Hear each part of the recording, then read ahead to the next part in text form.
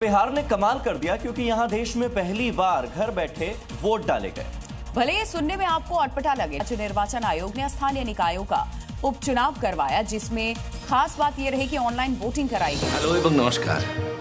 ইতিহাসের পাতায় নাম তুলে ফেললেন বিহারের পূর্ব চম্পারণ জেলার অখ্যাত পাগদরিয়ালের বাসিন্দা আরও অখ্যাত এক সাধারণ নাগরিক বিভা কুমারী। কারণ তিনি হচ্ছেন দেশের প্রথম নাগরিক যিনি মোবাইলের মাধ্যমে ভোট দিলেন। হ্যাঁ, ঠিকই শুনেছেন, মোবাইলের মাধ্যমে ভোট। এতদিন আমরা শুনেছি green revolution, white revolution, digital revolution, তো তারপরে এবারে আসছে ইলেকটোরাল রেভলিউশন বা নির্বাচনী বিপ্লব। এখন অনলাইনের মাধ্যমে যদি আপনি কয়েক মিনিটে আপনি কোনো একটা নির্দিষ্ট অ্যাপে গিয়ে ক্লিক করেন, হয়তো কয়েক ঘন্টার মধ্যে বাড়িতে হোম ডেলিভারি হয়ে যায়।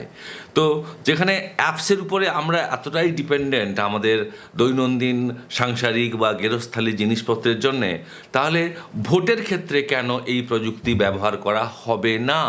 প্রধানত এই থিওরির উপরে বেশ করে বিহারের বক্সারে যে উপনির্বাচন হয়েছিল এবং কাউন্সিলর নির্বাচন হয়েছিল, তাতে ভোটদাতারা মোবাইলের মাধ্যমে ভোট দিলেন। Bihar is the first state in India to permit citizens to vote through a mobile app. আর সাড়াও মিলেছে বেশ ভালো। বিহারের রাজ্য নির্বাচন কমিশন জানাচ্ছে যে প্রায় 70% ভোটারই এই ভোটিং সিস্টেমে ভোট দিয়েছেন। তাহলে কি এটা এক্ষুনি লাগু হয়ে যাচ্ছে? বন্ধুরা, এর উত্তরে নির্বাচন কমিশন জানাচ্ছে যে এই ভোটিং অর্থাৎ মোবাইলের অ্যাপসের মাধ্যমে ভোট দেওয়া এটি একটি পাইলট প্রজেক্ট এবং সম্পূর্ণ ভোটিং প্রক্রিয়াটি বিহার রাজ্য নির্বাচন কমিশন এবং কেন্দ্রীয় সরকারের অধীন centre for development and advanced computing বা সিড্যাক তাদের তৈরি করা মোবাইল অ্যাপ্লিকেশনের মাধ্যমে এই প্রক্রিয়াটি ভোটদানের প্রক্রিয়াটি সম্পূর্ণ হয়েছে।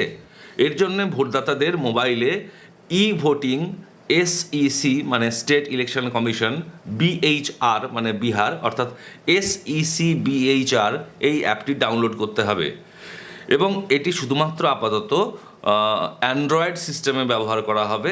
আর যাদের অ্যাপল ফোন রয়েছে তারা এই অ্যাপস পাবেন না। তবে যাদের অ্যান্ড্রয়েড ফোন নেই বা যাদের অ্যাপল ফোন রয়েছে, দুটি ক্ষেত্রেই রাজ্য নির্বাচন কমিশনের ওয়েবসাইটে গিয়ে জনগণ ভোট দিতে পারবে।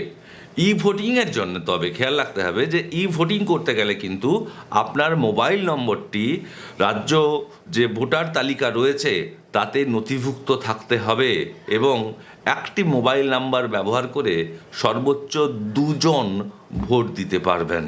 কিন্তু আমাদের সাদা মনে কালো প্রশ্নের শেষ নেই। তো প্রশ্ন হচ্ছে যে এই ভোটিং অর্থাৎ মোবাইল অ্যাপসের মাধ্যমে ভোটিং এটা কতটা স্বচ্ছ? এখন দেখুন, এর সপক্ষে ইলেকশন কমিশন যেটা বলছে যে এখানে EVM-এ যে voter verified paper audit trail অর্থাৎ ভিভিপ্যাটের মতোই এখানে একটা অডিট ট্রেল রয়েছে। এছাড়া রয়েছে face recognition system FRS, vote গণনার জন্য অপটিক্যাল ক্যারেক্টার রিকগনিশন অর্থাৎ OCR রয়েছে এবং EVM স্ট্রং রুমের মতোই ডিজিটাল লকের ব্যবস্থা রয়েছে এবং এই সিস্টেমটিতে ব্লক চেইন প্রযুক্তি ব্যবহার করা হয়েছে। যদিও এটা বজ্র আটুনি ফসকাগেরও হবে কিনা সেটা ভবিষ্যতই বলবে। বিহারে যেটা হয়েছে যে ভোটদানের দিন সকাল 7টা থেকে দুপুর 1টা পর্যন্ত এই ভোটিং উইন্ডো খোলা ছিল এবং খুব ইন্টারেস্টিং যে পৃথিবীতে আর একটি মাত্র দেশে এই ভোটিং অর্থাৎ মোবাইল অ্যাপসের মাধ্যমে ভোট এটি চলে, সেটি হচ্ছে এস্তোনিয়া। ইউরোপের এস্তোনিয়াতে এই সিস্টেম রয়েছে।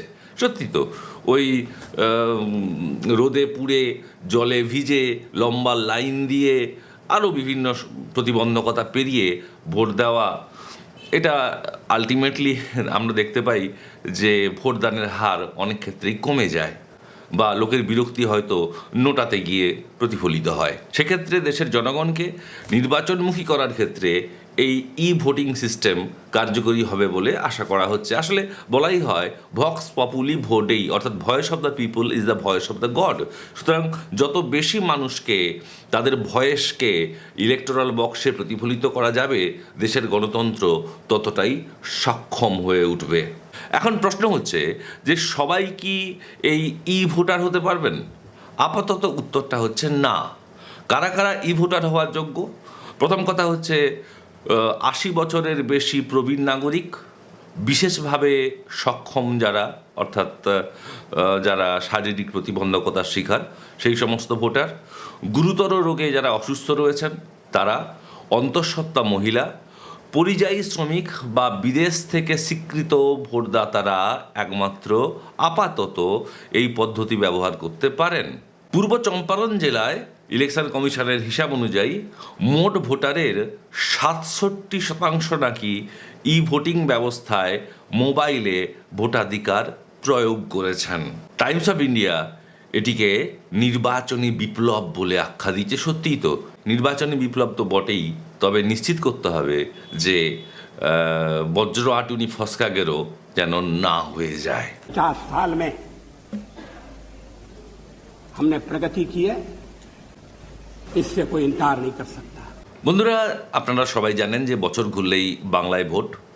বিহার নির্বাচন কমিশনের এখানে উদ্যোগ সামনে আসতেই বিভিন্ন মহলে স্বাভাবিকভাবেই চর্চা শুরু হয়েছে, কৌতূহল তৈরি হয়েছে যে বাংলাতেও কি বা অন্যান্য যে সমস্ত উপনির্বাচন পরপর হতে যাচ্ছে বিভিন্ন রাজ্যে, তো সেক্ষেত্রেও কি এই ই ভোটিং চালু হবে? এ ব্যাপারে এখনও পর্যন্ত ইলেকশন কমিশন অফ ইন্ডিয়া নির্দিষ্ট করে কিছু জানায়নি।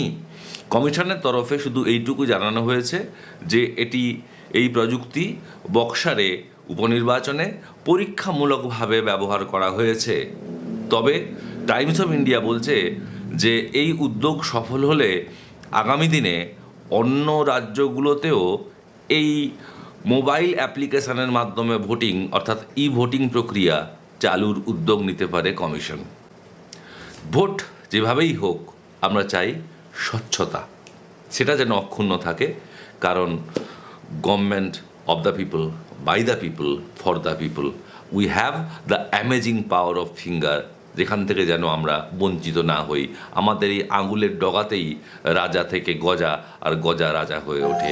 এই ক্ষমতা যেন কোনোভাবেই খর্ব না হয়, সংবিধানের যে পবিত্রতা সেটা যেন অক্ষুণ্ণ থাকে, এটা দেখতে আবেদন করব নির্বাচন কমিশনকে। অবশ্যই আপনারা আপনাদের মতামত জানাবেন। ভালো থাকবেন। নমস্কার।